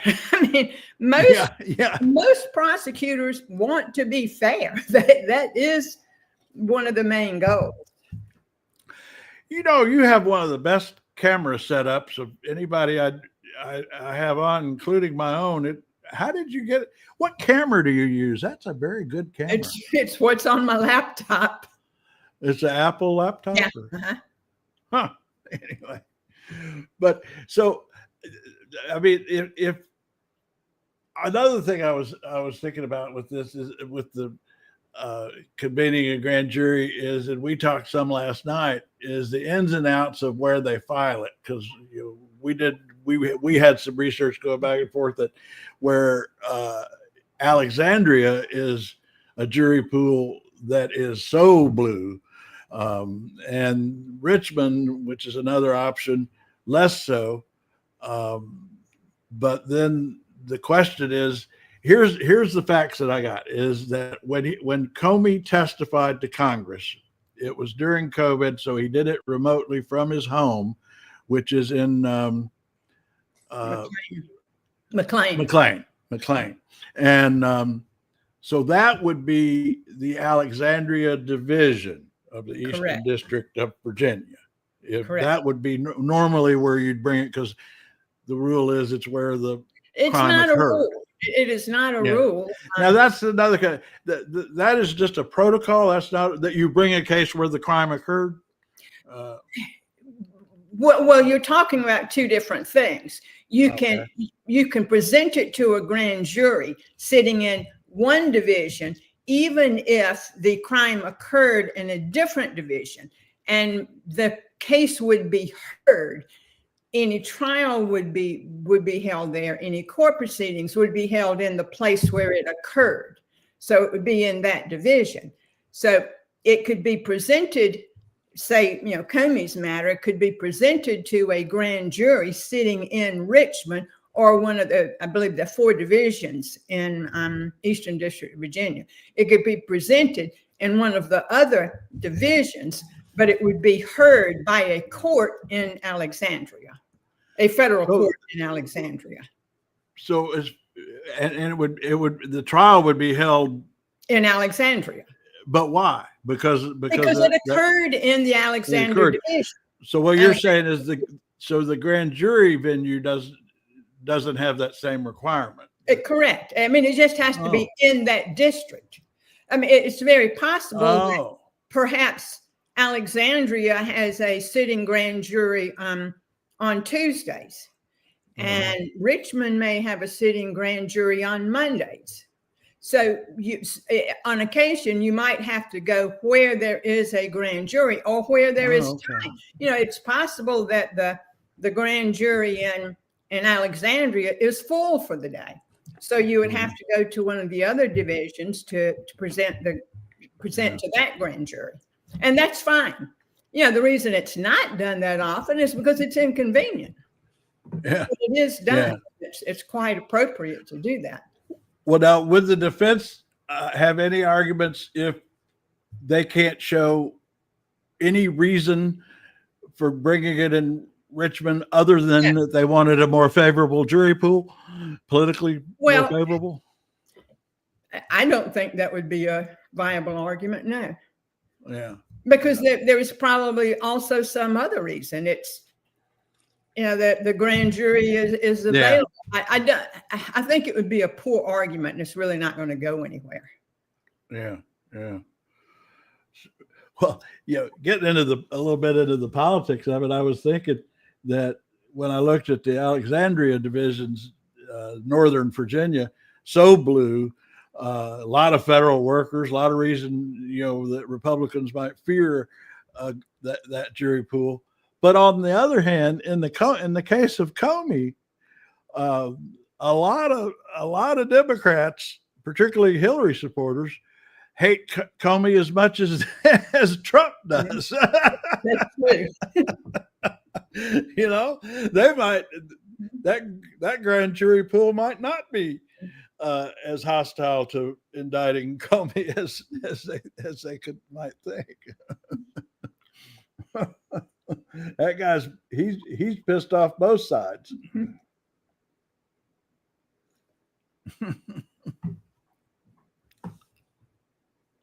Well, here's how I read the internals in the Trump world based on watching them for so long. This is a classic case of where the staff, the people under him, are trying to satisfy him and leaking a bunch of stuff to the news media so that he sees it, because that's the only thing he pays attention to is, watching the news. And they communicate with him through the news. And so they're leaking this, that they're going to indict Comey. Whether they end up doing it or not, it satisfies him in the moment, because he's been on a big tear about this in the last few days, wanting Comey indicted. And they might hope that'll satisfy him, just seeing that they're considering it and that it might happen. And then in a few days, he'll move on to his next chew toy and forget about this one. And they've and the moment has passed. I've seen them do that with him so many times on so many different things. That's kind of what this looks like. and the thing is, another thing to get into is the U.S. attorney, who's this woman that he's appointed because the previous one wouldn't indict the people he wants indicted, like Comey. She wouldn't actually prosecute. Everybody talks about she has no prosecuting experience. Well, that's not such a big deal for a U.S. attorney not to have prosecuting experience, because they don't always actually prosecute the case. They'd have to get somebody else to actually do the work. Is that a question? I mean, Kinda. In my experience, most U.S. attorneys have had some experience in the criminal matters. There have been some that have had none, and they were political appointees, but they generally deferred to the people within the office who did have experience. Yeah. So it would be unusual that a U.S. attorney would come in with no experience and be the sole decision maker in matters. Yes, I would say that is unusual. And we don't know that that's happening in Virginia. I mean, it's possible that there were people in that office who disagreed with the previous U.S. attorney. We don't know. So yeah, I mean, but that's the thing is, they got to get a grand jury to sign on to indict Comey, and then they've got to get prosecutors who are able and willing to actually take him to trial to pursue the case, because the U.S. attorney that he's picked for this obviously isn't qualified. So they got a couple of hurdles there to get settled by Tuesday. Well, the Eastern District of Virginia is a very large office. I don't know how many assistant U.S. attorneys they have, but they have a lot. So I would be surprised if they couldn't find at least one person who would be willing to go forward with it. Yeah. And then on the other case we've been following, can you believe it's now been a week and they have not released the transcript of Alex Acosta's testimony to House Oversight last Friday, the U.S. attorney who oversaw the sweetheart deal for Epstein. They have not released that transcript. Comey was asked again about it. I mean, there's not a transcript that is it a transcript they are demanding, or the file? No, I'm talking about his testimony to the House Oversight Committee last Friday. Comey, the chairman. Acosta's testimony. Acosta, yeah, Alex Acosta's testimony.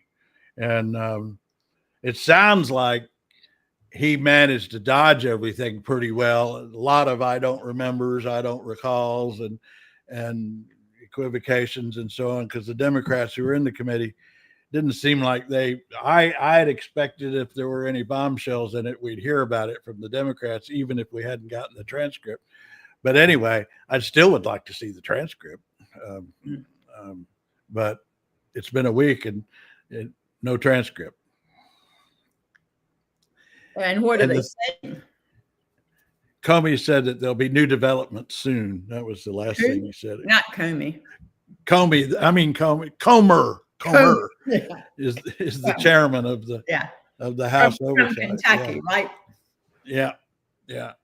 And he's not going to do anything Trump doesn't want done, so we know that. So they're trying to sit on this transcript as long as they can, and maybe they can sit on it for a while, because I'm not seeing a big groundswell of demands for it. Democrats aren't really pushing for it, because I think the sense I get is that they didn't get a lot out of it that they can use. I'm sure they wouldn't. Acosta's not going to go in and say something that would hurt himself. So, but he could dance around it like they do. Yeah. It doesn't sound like he did. But the one thing that I want to see in the transcript, we've talked about, and I've not seen it brought up, you brought it up a while ago, is the assistant U.S. attorney on the Epstein case, who we've learned did think charges should be filed. He was asked, he implied, it sounded like in the coverage I saw, but it wasn't clear enough to me to know for sure. That's why I want to see the transcript. He was asked, and he implied that the prosecutors on the case agreed with the deal. And I don't think that about the testimony, that's the impression I got too, that he implied that the AUSA agreed. And I don't think that's true. And there's receipts for that, because and when she was part of the investigation you've talked about, the Inspector General's investigation. No, it was OPR, Office of Professional Responsibility. Yeah. In their report, they said that she believed it should be prosecuted. Yeah, and the only thing we've gotten in, and it was just indirect from her world, is her own attorney did confirm that in one story I saw. And she confirmed it in the to OPR. Yeah, in the report, right? Yeah, part of their investigation, and she confirmed that she thought that it should be prosecuted. So if he really did imply, if Acosta in last week's testimony really did imply that something else, somebody's got to try and get to her and get a response to that, because that's an important question. If he gets away with implying that the prosecutors agreed with him with that deal, but she doesn't want to talk apparently. Well, and I have not heard anybody on the committee mention her. I know. You're the only person who's brought her up that I know of. And then I dove into it and got my Chat GPT researching it and finding her and all the details of what and it's pretty clear that, like you say, that she did not agree with that deal. Well, we haven't got her on record. For her sake, I would hope that they leave her alone. But she does not work for the Department of Justice anymore. She's doing something else, and I would imagine that she'd just as soon leave it behind her. Yeah. Well, I've been kind of surprised that because the victims and their attorneys have been so active lately. I kind of thought they might be the ones to bring her up and put her story in the news. Oh, Jamie just came back from her errand. Yeah. Hello, Good morning, Jamie. Marilyn. Hi, how are you? Just doing just fine. Like I told Craig, you get me in my bathrobe. Yeah, Maggot Man was complaining that you weren't on, didn't have your camera on yesterday. So she put her camera on for Maggot Man, but he hadn't showed up today, which is just as well. I'm not in the mood for Maggot Man anyway. So what did you have to say about the Comey situation?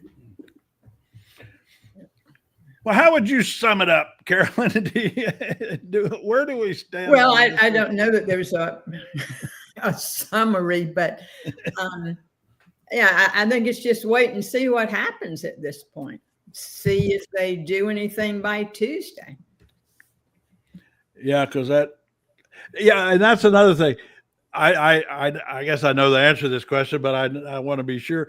There is no way for a U.S. attorney, for a federal prosecutor to indict someone without a grand jury. Is that an absolute fact?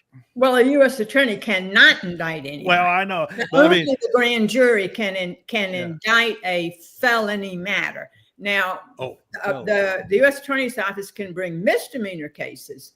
I didn't know that. That. I mean, that's in the Constitution. If it's a felony, then the person is entitled to a presentation to a grand jury. But for a misdemeanor, the prosecutor can bring those cases. I could see Without them pulling that. It's not considered an indictment. If they can't get a grand jury for a felony, I could see them pulling that stunt. Well, then they'd have to also come up with some charge.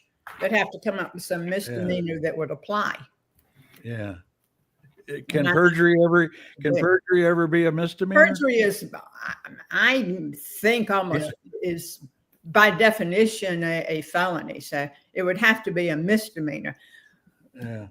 And I don't know that the administration would be satisfied with that. Well, because the Post had a story last weekend, or maybe the weekend. Anyway, they went through all the arrests in D.C.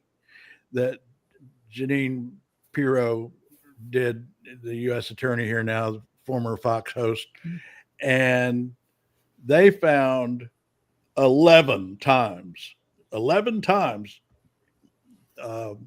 in the past 3 or 4 weeks, 11 times that a grand jury chose not to indict someone they had presented to them. That's a pretty high number. And how did they get that information? Well, now that's a good point. I was just trusting the Washington Post. They did a very detailed, comprehensive look at all the arrests. They went through all of them, and they showed the number of cases that were dropped. There were some cases they just dropped without pursuing, kept people in jail for 10 days before they did it. And then there were some cases judges threw out. And then there were cases at grand juries, and they had a number for each. And I'd have to go back to the article to see how they got that. I didn't see that. If you find it, I'd like to see it. Yeah, it was pretty interesting. Because grand jury proceedings are secret. Secret, yeah. I'd be interested. They had a lot of quotes from defense attorneys. Okay. Well, and so they might have gotten that from defense attorneys saying that their cases were not approved by the grand jury. That might be where they got it. Yeah, I mean, there were times when after someone was arrested for a felony, we would just decline to take it to the grand jury, even though they might have been arrested for something that would have been a felony. And at that point, we would have dropped the case, or if there was a misdemeanor that would be applicable, charge it as a misdemeanor. Yeah.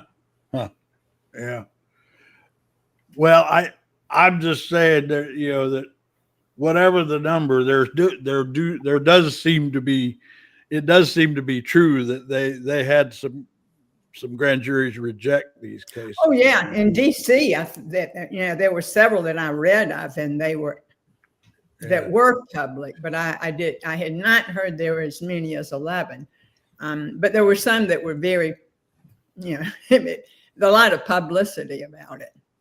And it's possible that a Eastern District of Virginia grand jury would do that. So, and sure, those people will have heard what's been going on the past few weeks, and know that there were prosecutors who thought that it did not merit indictment. Well, with everything that's actually going on, I can't believe how detoured I am into something that might not actually happen. But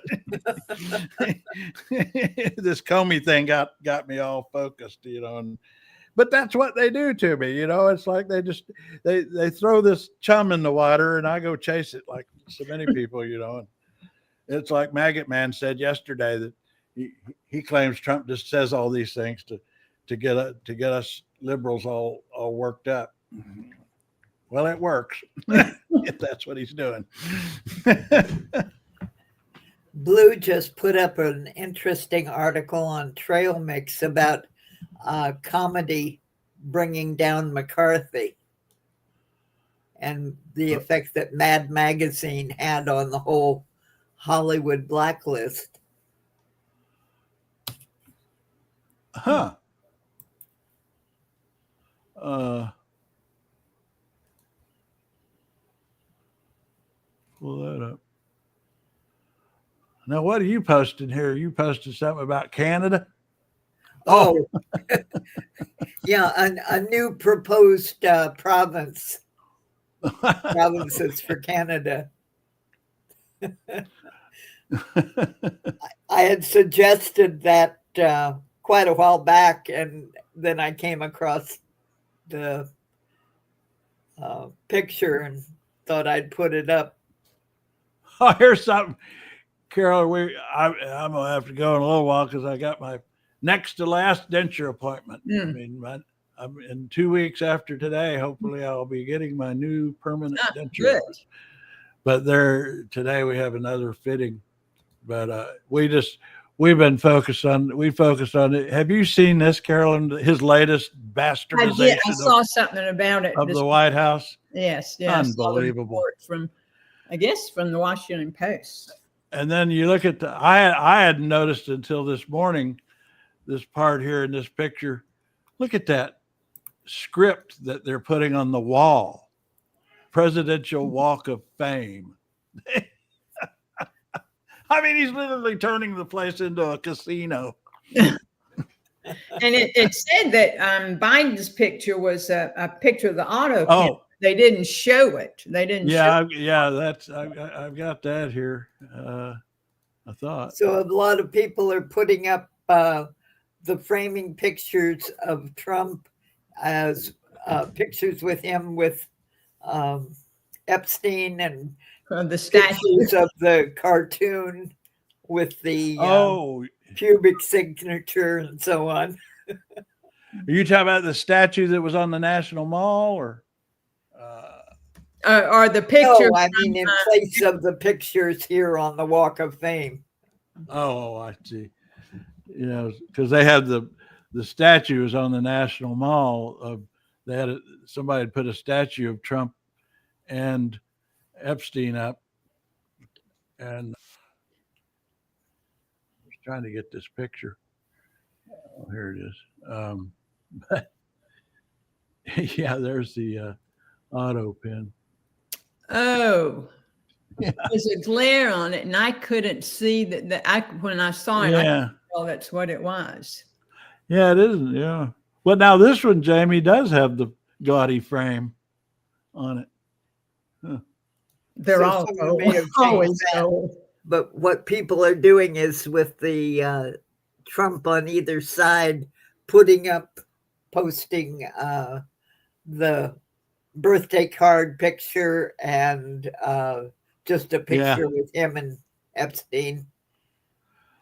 Well, that's the thing about the birthday card that I was thinking when he brought up this with this Biden auto pin thing. When I saw the birthday card and his claim that wasn't his signature, I thought, oh, so you do use an auto pin. You use it to sign love letters to Epstein. What I wonder about is, he was so critical of Biden for using an auto pen. He himself pardoned thousands of people on the day that he was inaugurated. Yeah. Is he claiming that he signed all of those? I don't see how question. That's possible. I mean, there's no issue with using auto pen. There's been somebody who reviewed it said that there's no problem with that as long as it was approved by the president. But does Trump claim that he signed all of those pardons? I don't see how that's possible. Yeah. Well, are you saying he might be a hypocrite? That's like I always say, man. I used to say this before Trump about Washington. If hypocrisy was a virus, we'd all be dead.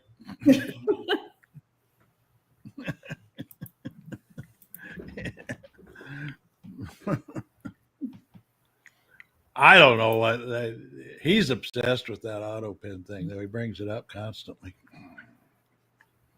But yeah, I mean, if they had media in there that asked real questions in those little pressers he does, Somebody might ask that. Well, didn't you use an auto pen? Well, what's everybody doing for the rest of the day? I'm going to go head out now to get my denture appointment. I got lots of errands and some do some exercise and some other errands around the house, chores. Swimming, swimming. grocery shopping. And I just found out that there is a new trail that they're putting in. Washington has these trails all over the place. And there's a new one that just opened called Pipeline that is about 5 miles long and eventually will be 43 miles long. Wow. Oh, that's very nice. Well, see, that's where those high taxes in the state of Washington pay off. But it's runs among the trees, and this section is paved so that women can push baby buggies and bicyclists can ride on it, but it's strictly no vehicles. Oh, just strolling country. Oh, so no bicycles. Yeah, that's good. Because bicycles can be, a bit dangerous to pedestrians. Right. Yeah. These are for like people in motorized wheelchairs and so on. It's really a nice path, but it's called Pipeline. So I may go take a look at it, see if I can take a stroll among the pines. Well, good for you. So, all right, well, I'm going to head out. All righty. Thanks for giving us the briefing. We'll stay on top. We'll get you back. I'll be hunting you down. If they really indict Comey, I'm going to hunt you down. Yeah, and if you find that article you were talking about, I would. Oh, yeah, I've got it somewhere. Would like to see it. So, okay. All right. You guys have a good day. Bye-bye, all. So long. So long. Okay, I'm Lady Mau Mau, Craig's built-in emergency brake. If this wasn't enough for you, sign up for the newsletter. It's free, it's thoughtful, and it occasionally makes sense.